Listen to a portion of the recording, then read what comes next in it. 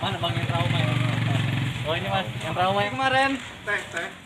Seorang ketua gabungan kelompok tani atau Gapoktan Desa Sumbersari, Kecamatan Sragi, Lampung Selatan ditangkap polisi Selasa siang karena membuat laporan palsu ke polisi jadi korban perampokan dengan kerugian hampir 300 juta rupiah. Tersangka Jumadi ditangkap di rumahnya tanpa melawan.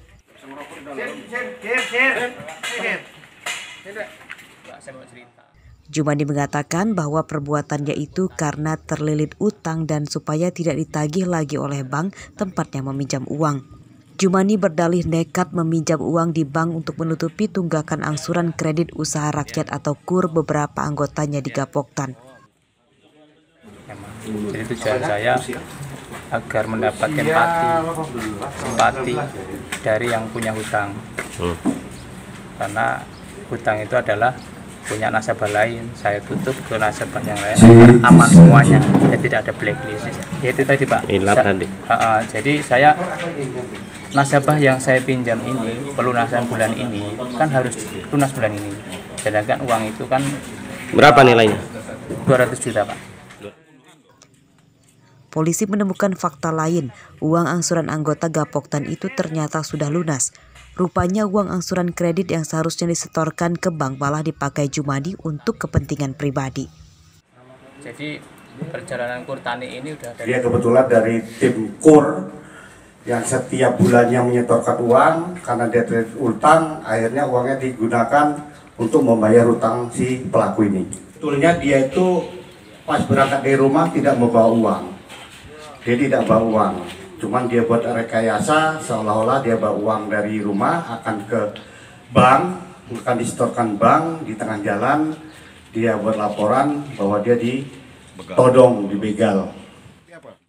Atas perbuatannya, Jumadi dijerat pasal 242 KUHP tentang membuat laporan palsu dengan ancaman hukuman 7 tahun penjara. Aris Susanto melaporkan dari Lampung Selatan.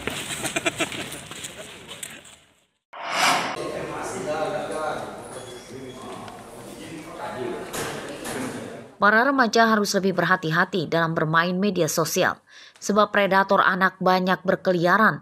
Selasa siang, pria 25 tahun berinisial NA ditangkap karena mencabuli pelajar SMP yang dikenalnya melalui medsos.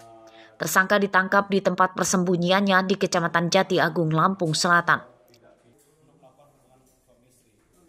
Dalam pemeriksaan polisi, pencabulan bermula ketika tersangka mengajak korban jalan-jalan dan menonton bioskop. Korban juga diancam akan dianiaya dan dibunuh jika menceritakan pencabulan itu kepada orang lain. Mereka berhubungan melalui aplikasi tersebut, si pelaku mengajak korban dengan mengiming-imingi main ke pasar malam, nonton bioskop, terus menawarkan untuk melakukan berhubungan pada korban, di mana korban ini adalah anak di bawah umur, berumur 13 tahun. Polisi menyita barang bukti pakaian serta hasil visum korban dari rumah sakit.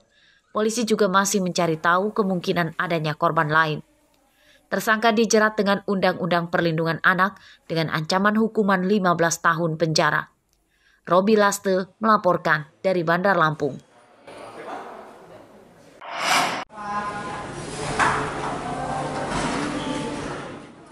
Pemuda asal Waikanan berinisial RA ditangkap polisi Lampung Utara karena mencabuli seorang remaja putri berusia 16 tahun. RA ditangkap di rumahnya tanpa melawan.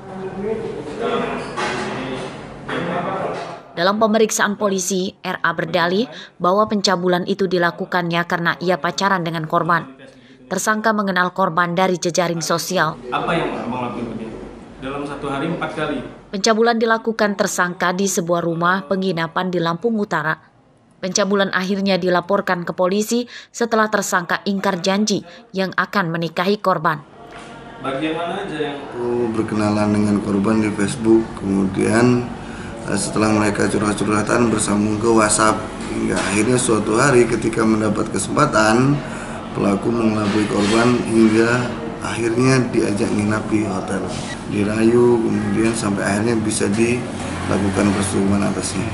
Dalam pengakuannya pelaku dalam satu kesempatan dia 4 kali di waktu yang sama menyetubuhi korban di hotel waktu mereka bersama.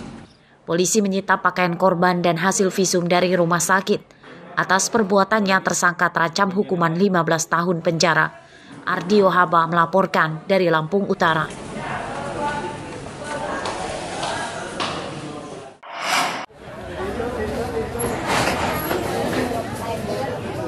Dua hari jelang Hari Raya Idul Adha 1444 Hijriah, sejumlah harga bahan pokok dan bumbu dapur mulai naik, seperti terpantau di Pasar Tempel Sukarame, Bandar Lampung, Selasa pagi.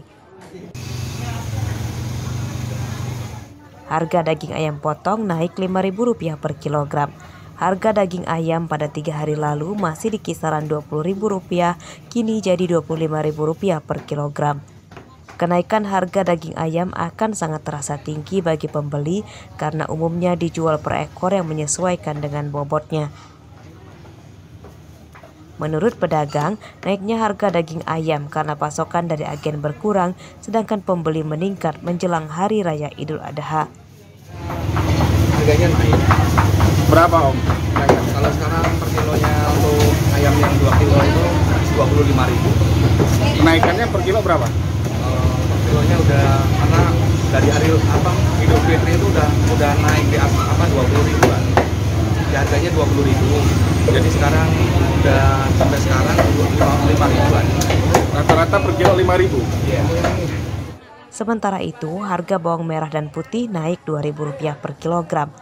Harga bawang merah kini Rp40.000 per kilogram dan bawang putih Rp38.000 per kilogram. Harga telur Rp30.000 per kilogram. Harga cabai merah naik jadi Rp45.000 per kilogram, padahal pada 2 hari lalu masih di kisaran Rp35.000 per kilogram. Harga cabai merah keriting dan cabai rawit ini sendiri sekarang kayak mana harganya? Kalau cabai merah ada kenaikan, cabai rawit juga ada kenaikan. Dari harga berapa ke berapa?